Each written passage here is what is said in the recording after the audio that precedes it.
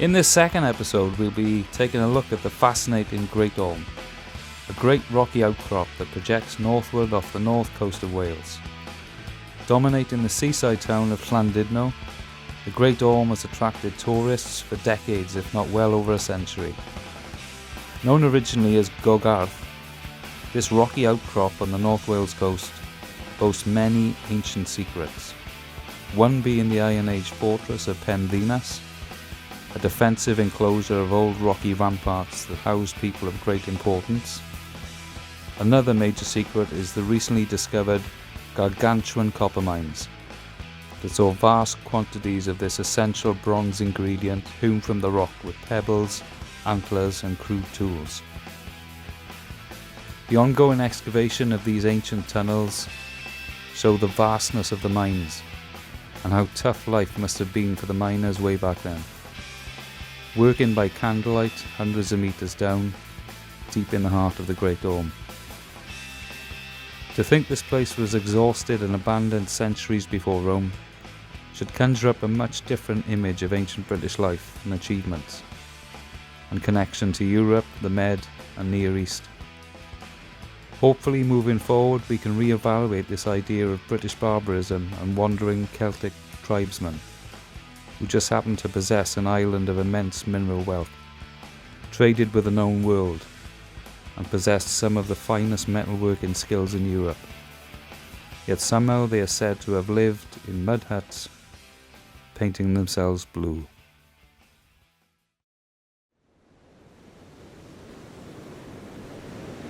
I joined Rob and John in Llandudno on the trail of Arthur. You could say this trip really had its origins in September 2020 when I went to visit Ross and Ange, and we, together with Rob, had a look around Rhys-Ison, which remains to me one of the most inspirational places I've ever seen. Whilst we were there, we discussed the historical King Arthur of Glamorgan and Gwent, Arthur at Moyrig at Tudrig, who was clearly a walking, not a Disney prince in any sense, a Dark Ages warrior king who did some terrible things. Discussing it further, we kind of made the parallel between King Arthur and Batman. King Arthur being like a Dark Ages Batman, a very privileged man with a very, very powerful and effective education that led him to be able to do things that certainly not many men can do.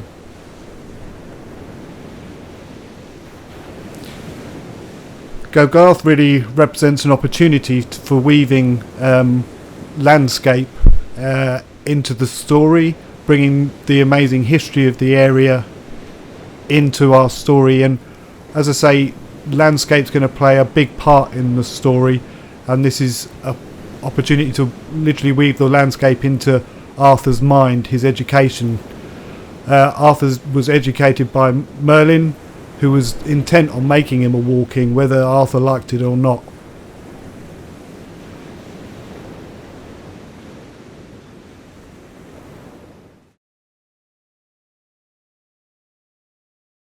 So the Great Orme itself is an enormous outcrop that now is a little bit like Swiss cheese, you could say. There have been small caves and exploratory digs all over the place, and at its most extensive, the biggest mine is that so far they've uncovered over 9 kilometres of tunnel. I say so far because there's more to be uncovered, but the Great Orme itself was probably at its height in terms of mining activity between 1700 and 1400 BC. You could say the height of the Bronze Age. The Bronze Age had been around, people had been making bronze for 1,000 years by then, you could say, just about. And this became the biggest copper mine, or this was the biggest copper mine for a long time, 300 years during the Bronze Age. This was obviously built, or these tunnels were dug rather after Stonehenge was built, and it's recently been established that the Stonehenge calendar is exactly the same as the Egyptian calendar of 360 days plus 5 or 6 for intercalculation. Stonehenge therefore pre-exists the Great Orme, and that had some kind of cultural connection to the Middle East, and we'll talk a bit more about that. Bronze, obviously in the Bronze Age, was very important, like you could say oil has been for the last century. And if that's the case, if bronze was like oil, then Gogarth was like Saudi Arabia. It was an enormous cache of this incredibly valuable and important material. Experts have estimated that 1,760 tons of copper were dug out of the Orme. That's metric tons, so that's 1.76 million kilograms of copper. That's an awful lot of copper. Some say it's enough for 10 million axe heads. Given that copper ore is about 0.8% copper to ore, so you have to dig out 100 kilos to get of ore to get, that'd be 800 grams of copper. To get 1,760 tons of copper out meant that roughly 220,000 tons of ore has been dug out of the Great Orme. Now, if you divide 220,000 tons by by 300, for the 300 years the mine was at its peak, you get 73 tons a year need to be extracted, which works out about 200 kilograms a day.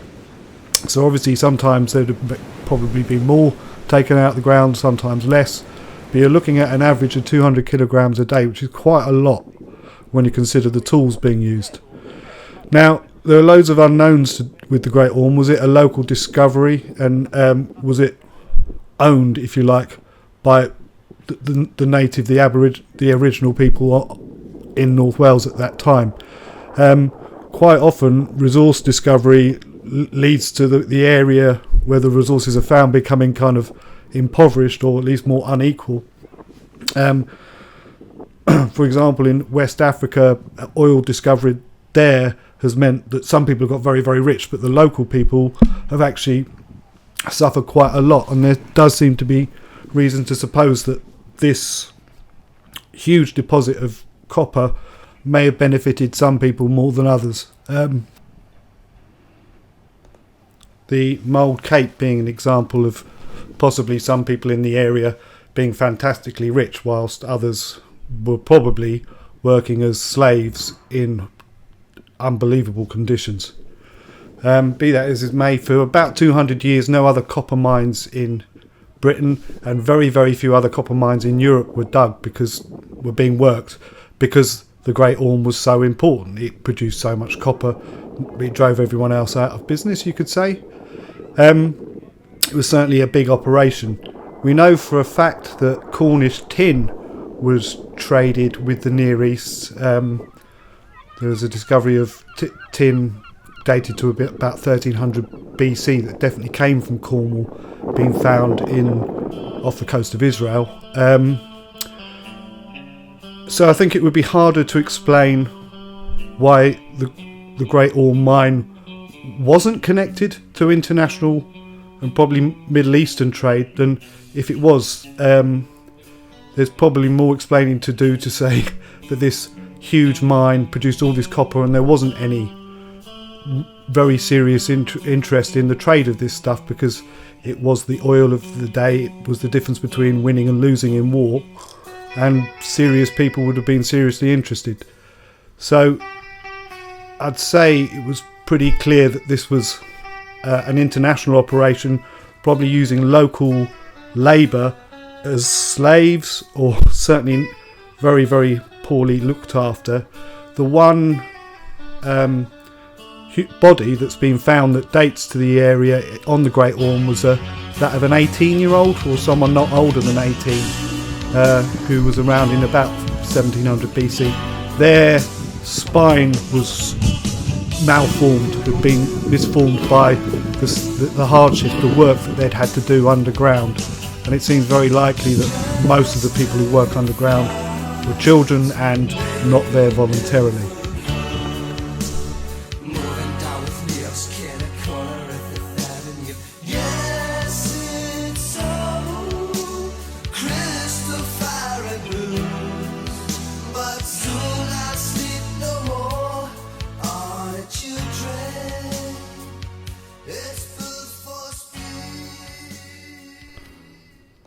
So the malachite, which is the ore that you find the copper in, runs in horizontal veins about 3 feet wide and about 8 feet tall.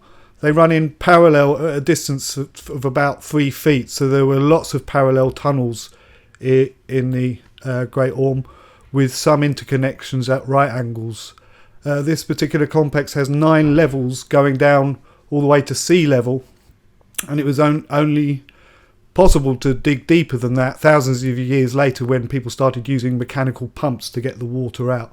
So the Bronze Age miners went as far as they possibly could within the Orme before the mining operation stopped. I'm surprised there's all kinds of...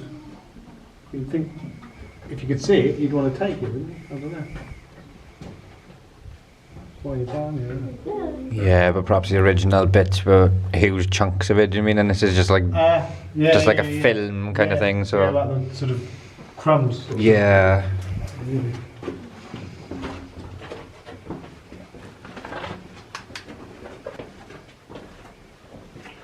That's brutal. I mean, imagine doing it with things like that. Yeah. Steps here, right? Cool.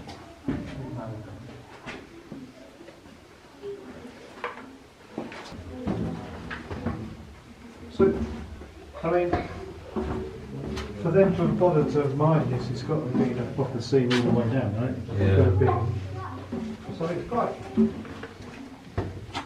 Well, I say quite interesting, but it's not very wide, is it? I mean, it must have been. Yeah. I mean, there's no malachite there, no malachite there, so this must have been like. I guess that's what they call it, a sea or whatever. Yeah. What the hell is that? Is that a long way? No. Maybe. No, I wouldn't want to fall down there, that's for sure. As well as there being these horizontal shafts, there are some very sizable vertical shafts that go up and down maybe 50 metres or so. These were quite impressive to look at, and we wondered about the use of them, but certainly the Orme itself is riddled with kilometres of caverns and tunnels, most of which I think it's true to say have yet to be re-uncovered.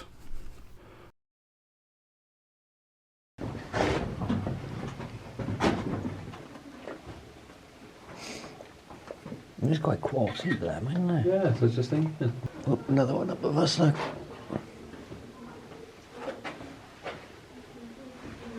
Oh, well. See up there? Oh, it's another. I think it's another. Yeah.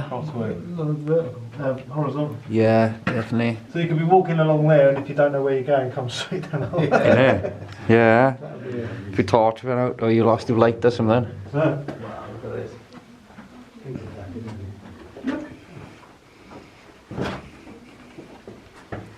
Wow. It's strangely sort of human shaped as well, isn't it? I mean, this is just where the copper was. You can sort of imagine getting lost in here. Well, it's just having our look.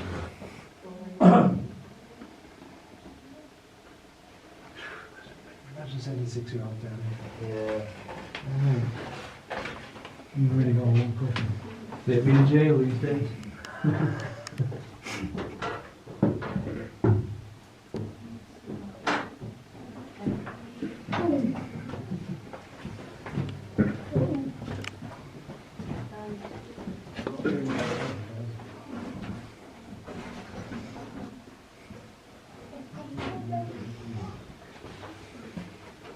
This is it, yeah, I mean there's bits, but I think you're probably right that all the green stuff's gone, do you know what I mean? Or the, you know, Yeah. You just left with traces of it, is it? yeah, you've got to figure they've taken all the sweet spot out. Yeah. This is like the, you know, Yeah. the jam the donut all around. I know you mean, but There's nothing really good behind. Oh, they haven't gone to all this trouble. Well, there's greens and blue, that's a really strong, wow, is that black or is that blue? I see what you mean, yeah. It's all colours, isn't it? But it's like, alright, we've, you know, that's far enough. Do you know what I mean? Yeah. I don't know if can these even be original? Someone's hacked at that, haven't they? See these? You just go, all right, that's enough. Yeah. You wonder what this bit was like. Was it like proper green? Probably. Early days. You see Just that? to be worth the effort of coming down here, it's got to be quite a lot of return on your.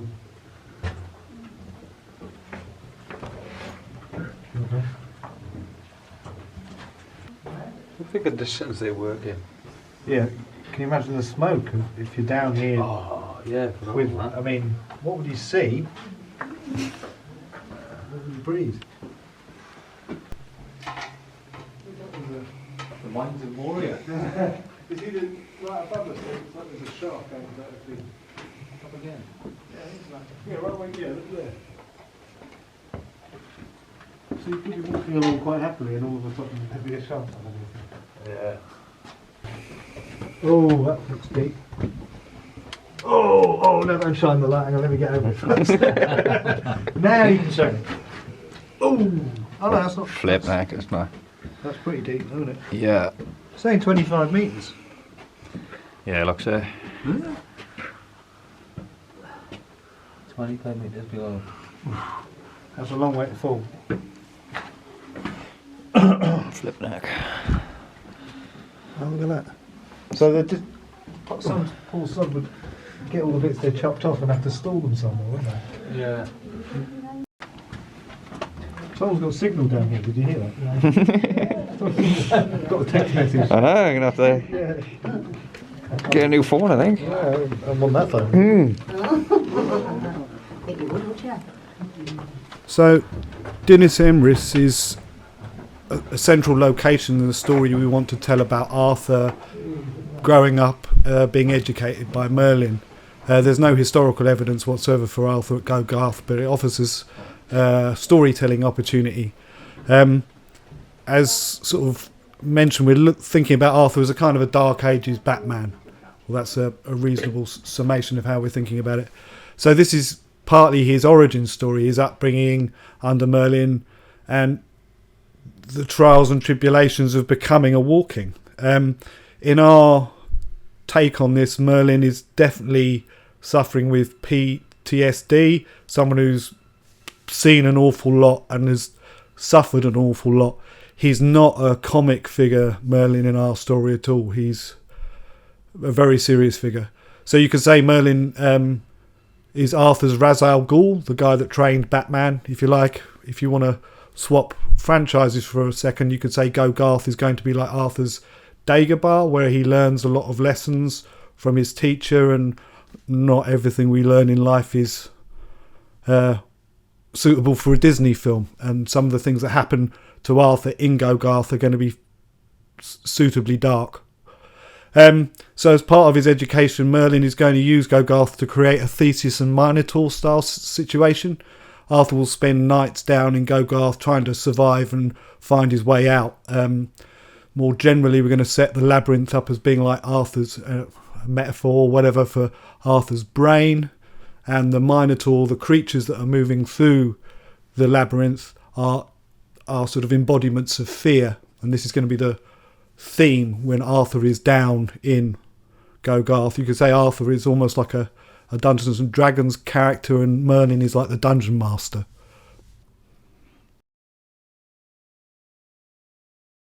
So there are extensive, huge man-made caverns in Gogarth. Apparently some of the biggest man-made spaces of that era were in Gogarth because they dug out such huge spaces.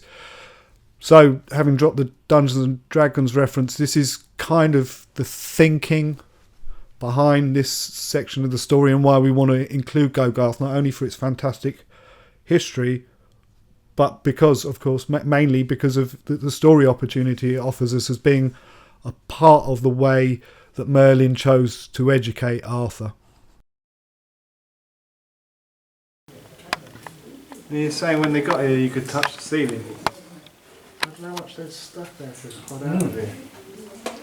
Yeah, that's crazy actually. I reckon you're right. I think there must be verticals in here, and that must be how they've done it. Because you can't imagine people sort of taking out one bucket at a time, we'd be here for forever now. You wonder if that's a shaft right there. Look at that.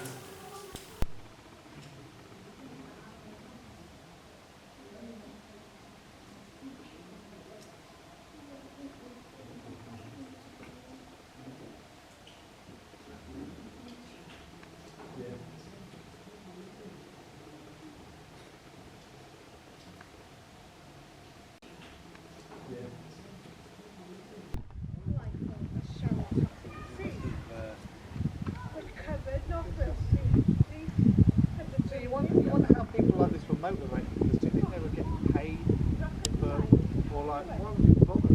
You know, like, fishing away. What do you say to a 6-year-old?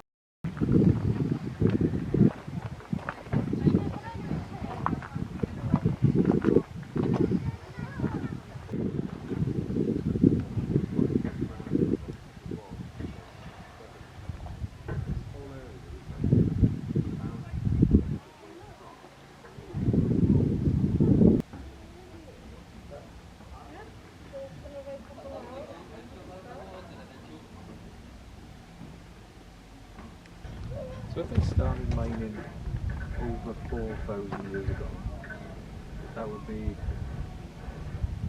over 2,000 years BC. Yeah. So that's before Clues and before Albite. That's what you have.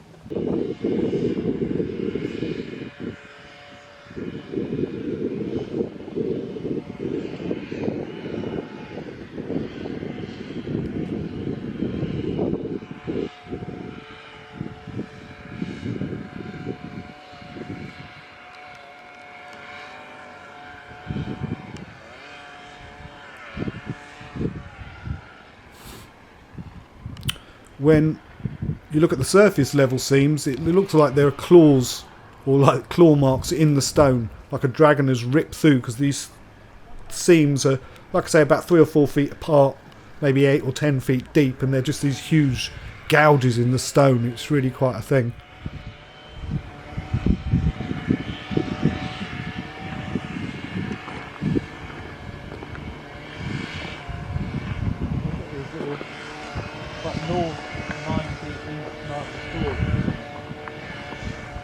Aurelian the Great. Okay. And I was saying to John on the way up, I said, if I get these, you've got Emrys Gwledig, which is Emrys, the emperor or leader. Yeah, the immortal leader, Emperor, yeah. Like Magnus Maximus, it was Yeah. Maxim Gwledig as well. Yeah. And you also had this other guy called Amlog Gwledig. Is he Ambrosius Amlog? Oh.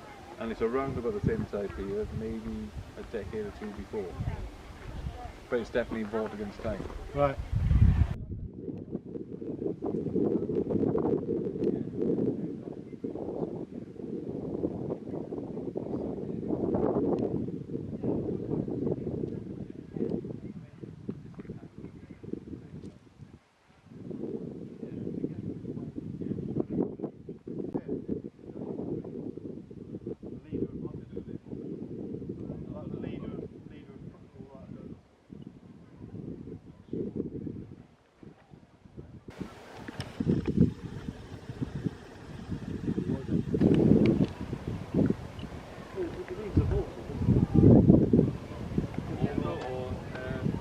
Loads of them, innit?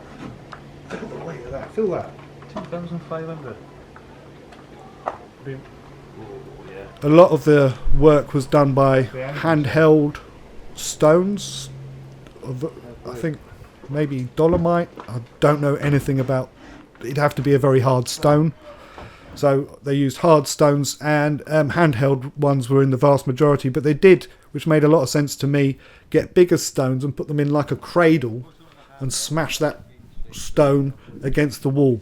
So they weren't just using muscle power, they were using some mechanical power, which would seem, as well as using fires, would seem to be a sensible way of trying to extract this malachite using, you know, antlers. You do anything you could to make the job more efficient, and apparently they did swing stones these large rounded stones, hard stones, swing them at the surface to help break the surface up. Now leaving the Great Orme Copper Mines Visitor Centre, we decided to head round the northern end of the Great Orme to check out some of the caves and trial levels that are dug into the cliffs on the northern side. So there's like a car park up in this northwest corner where you can just walk down the slope towards this northern edge, where there's a great view out towards Snowdon and the Isle of Anglesey.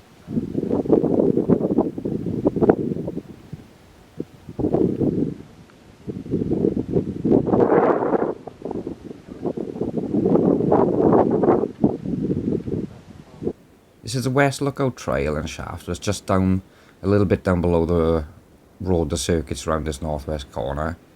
And as you approach this one, you have to be a bit careful, mind, because it does drop down quite a few foot, like, I mean, so just take care as you visit this site.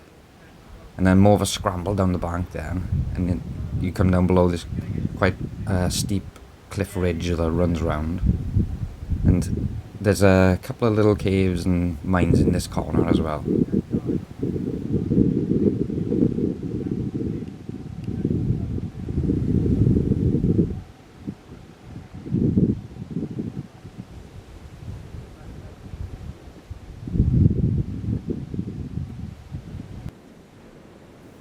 And here you can see the Leaf Grotto trial level.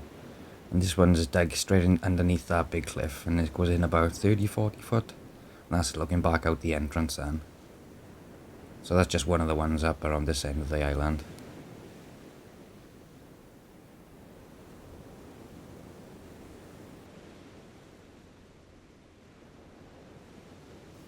And these are some of the resident goats then of the Great Orme, which just wander the way around the island.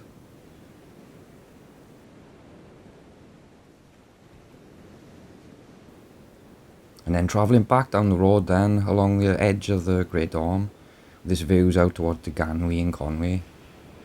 And we thought we'd head round to the hill fort that guards the front of the Great Orme, called Pendinas. So Pendinas is in a perfect location to secure the area. It's clear whoever lived on top of that hill, whoever was top of that hill, was top dog in that area. The most valuable natural resource for 200 years. You could argue one of the most most valuable natural resources in the world for 200 years during that, was that Middle Bronze Age, whatever, or later Bronze Age, depending on how you count it. Not as important as the Nile, obviously, or the sea, or anything like that, but bearing in mind you're in the Bronze Age, and you've got the biggest copper mine in the world in North Wales, and you've got tin mines in Devon and Cornwall. It doesn't take a genius to realise that the Bronze Age happened in the British Isles in a major way.